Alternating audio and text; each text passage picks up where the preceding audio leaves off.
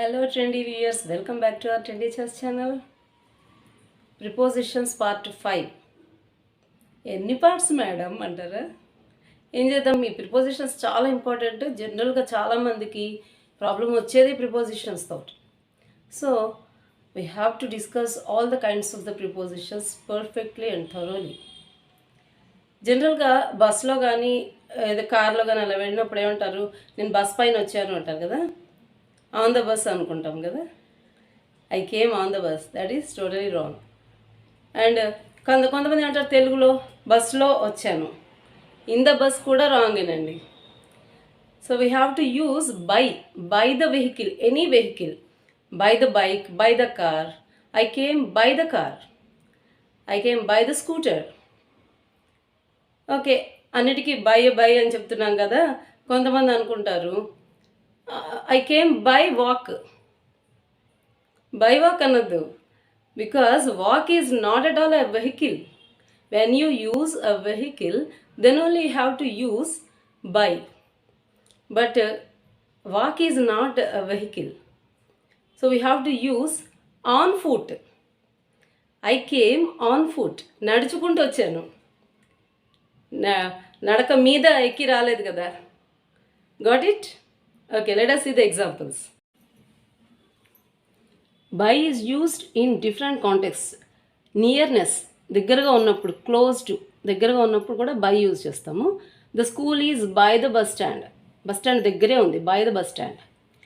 Doer of an action, ఒక పని ఎవరైనా చేస్తే దాన్ని ఎవరు చేశారో చెప్పేటప్పుడు మనం బై యూజ్ చేస్తాం.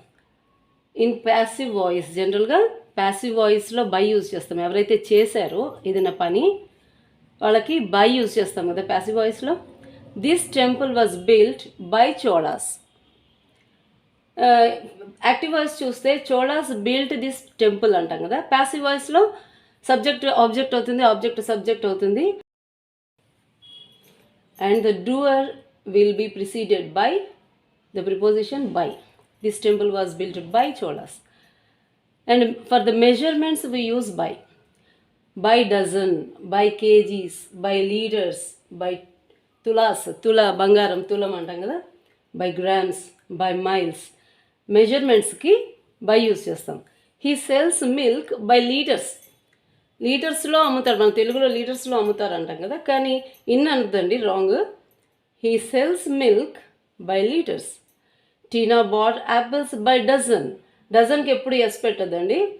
There are some special words which are not followed by S. Suppose 100, 1000, crore, S ఉండదండి వాటికి. So transportation, before the means of transportation we have to use by. By horse, even if it is an animal also, by horse, by camel, by bicycle, by bike, by car, by train, by aeroplane. Before the ways of transport also, ట్రాన్స్పోర్టేషన్కి by use చేస్తాము. Means of transport, okay, means of ట్రాన్స్పోర్ట్కి, ways of ట్రాన్స్పోర్ట్కి కూడా by air అంటే aeroplane కావచ్చు, helicopter కావచ్చు, anything. By air, by water, ship అవ్వచ్చు, boat అవ్వచ్చు, ఓకే. బై రివర్ అంటే వాటర్ ట్రాన్స్పోర్టే కదా రివర్ కూడా. రివర్ మీద వచ్చాము అంటే బోట్లో వచ్చామని, కానీ రివర్ కూడా ఒక way of transport. So by river we can say, by road, by land transport. So if it is a land transportation, by land. So this is very very important. As I said before, I went on foot. You should not use by walk. And చాలా మందికి OFF చాలా కన్ఫ్యూజన్గా ఉంటుందండి. మీకు కూడా ఉందా? అక్కడ చూడండి ఒకసారి. OFF and OFF are totally different in meaning or context. Let us see them with examples. OFF is used in 3 ways for cause or reason, to say about a cause or reason. He died of cancer. Cancer అనే reason, cancer వలన చనిపోయాడు. Died of అనాలి, died with అని కానీ, died by అని కానీ ఏం use చేయద్దండి. Died of cancer or died of malaria, something. I am proud of my son. My son valana, tana reason, that is the cause for my proud. And it is also used for relationship. Raj is brother of my friend. She is a friend of my mother.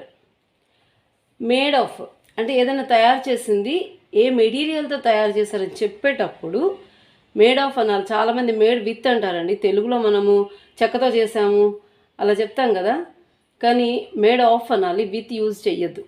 Made of. This table is made of teak. These bangles are made of gold. And O F F off is used to say a completed action. Complete అంటే పూర్తిగా అయిపోయింది అని చెప్పినప్పుడు. He jumped off the train.